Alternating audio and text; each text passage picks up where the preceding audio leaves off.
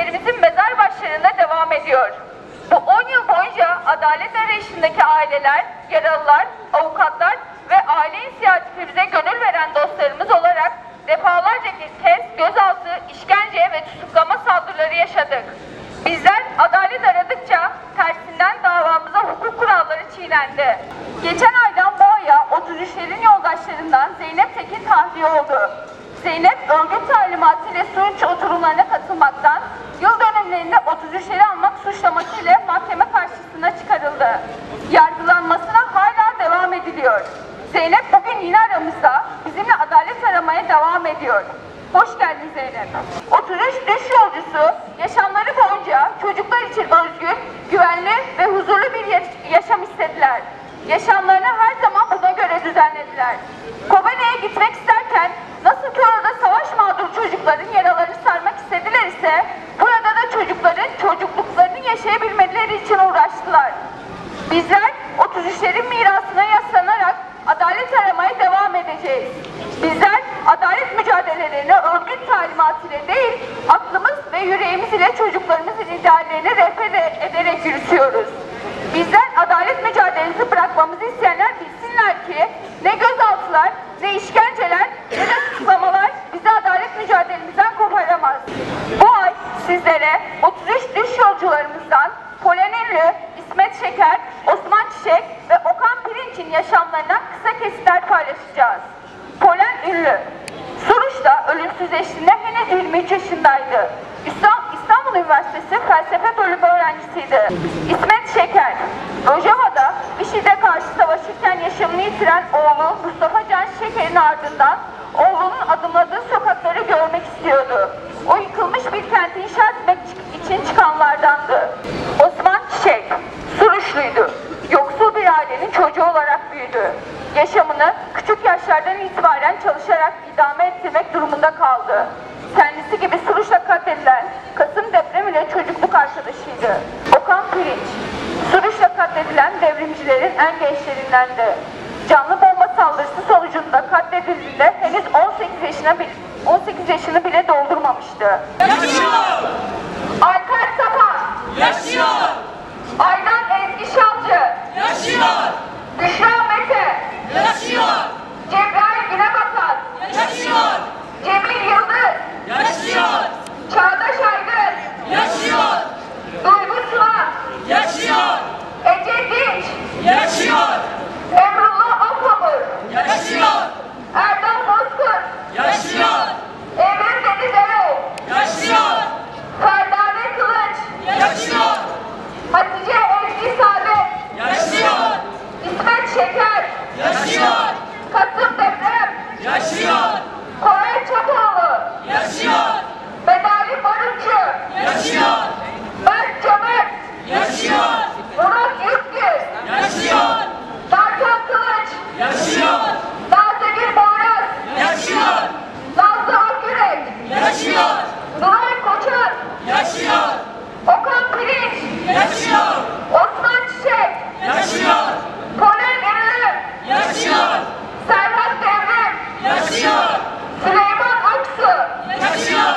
Uğur Özkan, Yaşıyor! Vatan Budak, Yaşıyor! Veysel Özdemir, Yaşıyor! Yunus Emre Şen, Yaşıyor! Hiçbir güç yarım kalmayacak! Hiçbir güç yarım kalmayacak!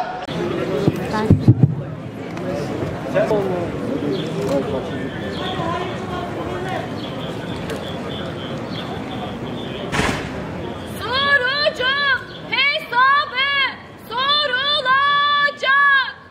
Sorucu hesabı sorulacak! Hiçbir güç yarım kalmayacak!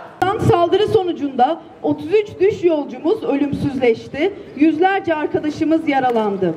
Tam 10 yıldır adalet mücadelemiz sokaklarda 33'lerimizin mezar başlarında devam ediyor. Bu 10 yıl boyunca adalet arayışındaki aileler, yaralılar, avukatlar ve aile inisiyatifimize gönül veren dostlarımız olarak defalarca kez gözaltı, işkence ve tutuklama saldırıları yaşadık. Bizler adalet aradıkça tersinden davamızda hukuk kuralları çiğnendi. Taleplerimiz dikkate alınmadı. Deliller ya kaybedildi ya da dosyaya alınmadı. Sanık olarak yargılanması gerekenler tanık sıfatıyla çağrıldı. 10 yıl önce yola çıkarken de söylemiştik. Suruç için adalet, herkes için adalet.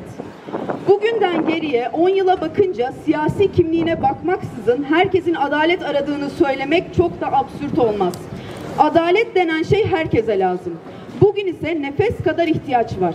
Bizler adalet arayışçıları olarak diyoruz ki bugün bize uygulamadığınız bu adaletsizlik günü gelir sizi yutar. Geçen aydan bu aya 33'lerin yoldaşlarından Zeynep Tekin tahliye oldu. Zeynep örgüt talimatı ile Suruç oturumlarına katılmaktan, yıl dönümlerinde 33'leri anmak suçlaması ile mahkeme karşısına çıkarıldı. Yargılanmasına hala devam ediliyor. Zeynep bugün yine aramızda, bizimle adalet aramaya devam ediyor. Hoş geldin Zeynep.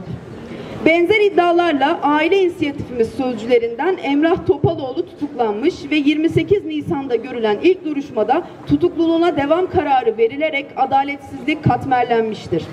Benzer iddialarla 13. Ağır Ceza Mahkemesi'nde görülen duruşmada tutukluluğuna devam kararı verilerek Suruç katliamı mağdurlarına yapılan zulmün hız kesmeden devam ettiğini belirtmek isteriz. Aile inisiyatifi olarak bugüne kadar yürüttüğümüz adalet mücadelemizin destekçisi, yoldaşı, sevgili Sırrı Süreyya Önder'i kaybetmiş olmanın derin üzüntüsünü yaşıyor. Yürüttüğü barış mücadelesini büyüteceğimizin sözünü buradan veriyoruz. 33 düş yolcusu yaşamları boyunca çocuklar için özgür, güvenli ve huzurlu bir yaşam istediler. Yaşamlarını her zaman buna göre düzenlediler. Kobane'ye gitmek isterken nasıl ki orada savaş mağduru çocukların yaralarını sarmak istediler ise burada da çocukların çocukluklarını yaşayabilmeleri için uğraştılar. Bizler 33'lerin mirasına yaslanarak adalet aramaya devam edeceğiz. Bizler adalet mücadelelerini örgüt talimatı ile değil, aklımız ve yüreğimiz ile çocuklarımızın ideallerini rehber ederek yürütüyoruz. Bizden adalet mücadelemizi bırakmamızı isteyenler bilsinler ki ne gözaltılar, ne işkenceler, ne de tutuklamalar bizi adalet mücadelemizden koparamaz. Dün olduğu gibi bugün de sokaklar Suruç için adalet, herkes için adalet şiarı ile yankılanacak. Gerçek failler yargılanana kadar adalet mücadelemizden vazgeçmeyeceğiz. Yine birlikte katılmaya karar verdiler. Suruçlular Kobanelilerle komşudan öte akrabadırlar. Onlar da sınırın yanı başındaki bu yıkıma karşı inşa kampanyasında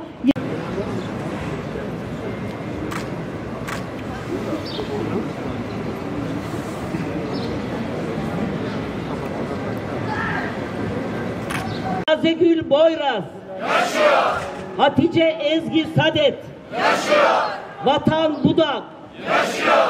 Perdane Kılıç yaşıyor. Nartan Kılıç yaşıyor. Büşra Mete yaşıyor. Polen Ünlü yaşıyor. Uğur Özkan yaşıyor. Nazlı Akyürek yaşıyor. Nuray Koçan yaşıyor. Surucu